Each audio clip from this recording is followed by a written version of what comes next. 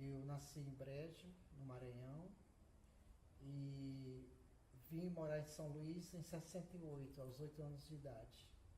Na cidade que eu vivi a minha primeira infância, no Piauí, no interior, se chama Esperantina. Esperantina tem um rio, hoje eu não sei como é mais a vida desse rio, mas até então era um rio muito caudaloso na época da chuva, no inverno, e um rio que tinha muita argila. Então nessa época as mulheres lavavam roupa na beira do rio.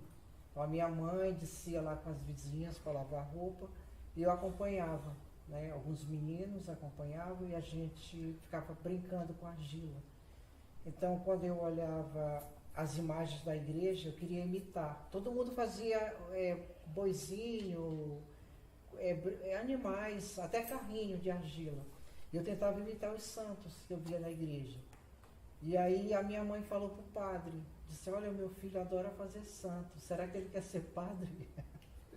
Então já começou, minha mãe era assim, muito católica, né, até mesmo falecer, e ela cuidava da igreja, ela fazia os altares, arrumava, ela estava sempre na frente de tudo na igreja, né? Então a minha memória da cerâmica é essa representação sacra, né, na beira do rio, e a conexão com a brincadeira e ao mesmo tempo vendo uma coisa sagrada, tudo junto. Na verdade, eu não me sinto um artista muito comercial, porque existe assim diversas vertentes do que a gente pode dizer comercial em São Luís. Eu acho que nós estamos vivendo um período muito pobre e há muito tempo, né? Por aí já se vão 20 anos ou mais de pobreza, né, nas artes visuais aqui. Houve uma efervescência muito grande nos anos 70, né? E aí eu embarquei com um grupo de artistas um pouco mais velhos que eu, mais jovens, mas fui ali na lida, né, de diversas linguagens e aprendendo com eles fotografia, cinema, performance, né? Eu nem sabia o que era performance, tive contato com a primeira performance de um artista. E muitas mídias, né, de arte que a gente fala hoje assim, e eu estava vendo ali. Às vezes eu nem entendia muito, mas eu gostava. Aquele circo todo me atraía. Então, essa quebra de comportamento, né, dentro das artes, essa liberdade, me levou muito a não ficar nesse lugar comum. As pessoas, quando me procuram, elas me procuram porque confiam no que eu posso fazer, não é? Só alguém que está assim, muito encaixotado é que vai querer uma coisa que eu não possa fazer. Quando eu percebo essa insegurança de quem está pedindo, eu já nem aceito. Eu disse, não, eu não acho que eu não vou conseguir fazer e tal, e devolvo, né? Aí até indico outra pessoa. Mas assim, mexer com muitas técnicas, né, me dá a liberdade de me sentir à vontade com minhas possibilidades. Eu até posso dizer que eu não tenho um produto acabado em lugar nenhum. Mas assim, para que eu quero ter esse produto acabado? A experiência me satisfaz muito como um produto que eu posso dizer que é finalizado. Agora, no momento que eu concebo uma ideia para desenvolver, né, para deitar um pouco nela e durar muito tempo, isso acontece, né? Como eu acho que tive alguns momentos que eu interrompi do meu trabalho e eu gostaria de retomar essas paradas e eu sinto essa necessidade, aí eu vou. Aí tem um trabalho muito de pesquisa, não é? Eu vejo o que eu quero e eu vou em casa experimentando, vou rabiscando, às vezes até durante um momento qualquer, uma viagem de ônibus e tal, vem ideias, eu anoto, eu rabisco e ali eu vou colocando guache, aquarelado, giz de cera, e vai nascendo uma ideia e depois eu vou e me lanço. Né? Então quando você tem esse tempo e você sabe que você não vai ter prejuízo de manhã para vir trabalhar, eu me permito virar uma noite e tal, né? Porque são horas assim incríveis para trabalhar. Às vezes, claro que quando você está muito preso, assim, a questão da iluminação da noite, a cor, né, não dá para fazer muita coisa, mas dá para desenhar. A desvantagem da cerâmica é que, pelo menos a cerâmica que eu faço, que não é uma cerâmica terracota, especialmente uma cerâmica só no corpo de barro cozido, né? Tem a esmaltação, ela acaba sendo um produto um pouco mais caro, porque você precisa ter os esmaltes, de alguma forma tudo a gente manda buscar em São Paulo, né? Manda comprar lá. E a gente também não desenvolveu uma pesquisa da cerâmica com cinzas, né? Com o trabalho, como lá em São Paulo se faz em Cunha, né? Os japoneses fazem, já fui em alguns workshops e tal. Mas é possível trabalhar isso, né? O Eudino Brancante, que é um historiador que escreveu sobre a cerâmica no Brasil, ele fala que os jesuítas introduziram o esmalte de cinza usando a cerâmica indígena, né, para impermeabilizar as peças, porque no primeiro momento estava usando a cerâmica e absorvia muito, né, o alimento, às vezes estragava e não sei o quê. Então essa introdução da cerâmica, do esmalte de cinza é interessante, é uma possibilidade, não é? Eu sei que acontece acidentalmente, a gente vai nas olarias em Rosário, e onde a lenha entra, nas fornalhas de tijolo, tudo que está embaixo fica negro ou castanho. Os tijolos vitrificam por causa da cinza. E aí eu comecei a perceber isso, depois eu vi algumas casas feitas com esses tijolos, porque são mais baratos ou porque a própria olaria descarta, né? Porque ninguém quer comprar.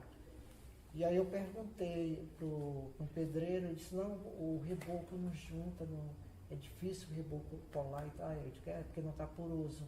Mas por que não aproveita e faz um tijolo que não precisa de reboco, né? Então, acho assim, o nosso governo, né? Aliás, o Brasil, uma coisa tão estranha, a gente tem tanto cientista nas artes, nas próprias ciências, né? Na medicina, em tudo, né? E as pesquisas que se fazem são todas descartadas, né? Nada é aproveitado, nada vira verdade, de fato, né? Também não temos uma indústria de esmaltação na região. Se a gente tivesse uma indústria de louça sanitária ou louça de cozinha esmaltada, já facilitava esse elo com o pequeno produtor, né, da cerâmica. E a cerâmica, mesmo no artesanato aqui em São Luís, ela acabou ficando só no azulejo industrial, porque é mais fácil, não é? Às vezes não é mais nem feita por um artista, o próprio dono da loja encomenda as telinhas prontas de serigrafia, ele aprende a imprimir, e agora estão fazendo até com, acho que é plotagem, como fazem canecos, né? Já estão fazendo isso, né? Porque também você se apropria de uma fotografia, joga lá e pronto, né? Então, cada vez mais a artesania primitiva está desaparecendo, né? Está entrando uma outra artesania que não é muito do artista, não é? Existem bons artistas nisso, eu sei, mas uma artesania oportunista, né? Que é toda gerada de uma forma que não tem alma, né? Então, acho que, infelizmente, a gente não tem como uma Jequitinhonha, né? Aqui no Maranhão. Embora nós temos, eu posso dar referência de nomes de artistas pontuais na cerâmica, como a Isabel Matos, o Luiz Carlos, que fez uma cerâmica bem de vanguarda aqui nos anos 70, 80, e tem o Nil, tem muita gente, tem a Vitória, que faz umas bonequinhas miniaturas lindas, umas caixinhas, que ela chama as maricotas.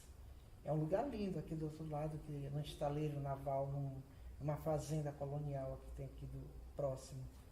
Então, um prédio belíssimo. Então, tem muita coisa assim solta, sabe? Mas a gente não está no todo, no conjunto. Então, a São Luís se preservou ali 100 anos, não é? E é justo quando entram as ações de patrimônio da Unesco, embora já houvesse, o IPHAN já é uma instituição bastante antiga, mas que ainda não tinha operacionalizado em ações de restauração sobre bairros, áreas tombadas ou prédios específicos. Então, com o advento novo aí, a presença da Unesco, né, essa cidade começou a ser imantada, né? Ela já tinha fama dos azulejos, inclusive a Dora Alcântara, que escreve, né, sobre esses azulejos. Então, esses azulejos da Clabin e da Matarazzo, que ainda tem muitos aqui, hoje eles têm aí quase 80 anos, né? São azulejos lindos e que tem a tecnologia da impressão dos azulejos ingleses, a mesma forma sistêmica de produzir a imagem, né?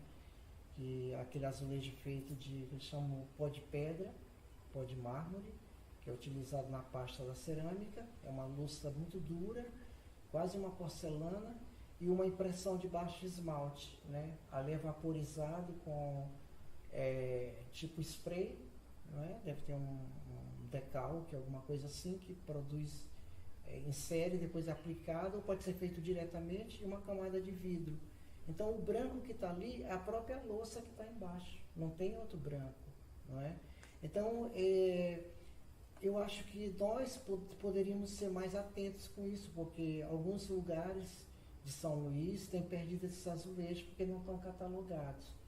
E aí veio um trabalho interessante feito pela dona Zelinda Lima, e a Vale produziu. Então esse material já começa a aparecer, não é? Então é interessante que tudo que estava mais escondido, ou dentro das casas, ou do lado de fora, desprezado porque não era uma produção estrangeira, começou a aparecer. Então esse olhar é muito interessante para a gente poder compreender a nossa própria identidade do Brasil que recebeu azulejos e do Brasil que fez a sua resposta aos azulejos. Assim como na maneira de utilizar, de uma forma subversiva, que era o material, digo subversivo porque esse azulejo de fachada, lá em Portugal eles chamam de azulejo vulgar, que era feito para cozinha, banheiro ou pé de escada, e que aqui passou a ser azulejo de fachada. Então também mostrava uma classe emergente, né? Ou filho de portugueses, ou brasileiros desavisados, e estava usando esse material, que lá era um material mais intimista, colocando na fachada. Até apelidaram em Póvoa de Varzim de casas de pinicos. Quando chegava um brasileiro lá, eles diziam que eles moravam em casas de pinicos, porque das beiras azuis. Então é uma história interessantíssima, né, para dar nossa identidade e dar um salto e perceber que os nossos valores, né, eles são uma troca, retroativos, eles voltam e vêm, vão e voltam, e assim as coisas se complementam.